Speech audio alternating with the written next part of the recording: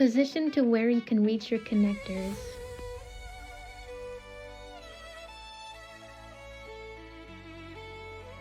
One hook is short, while the other is long. There are no screws, just hooks.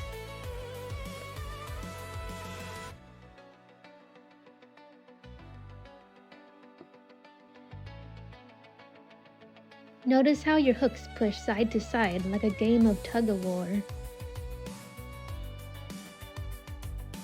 Move your wire out of the way. Push the short side outwards and hook. Pull the long side outwards and lay the fan flat.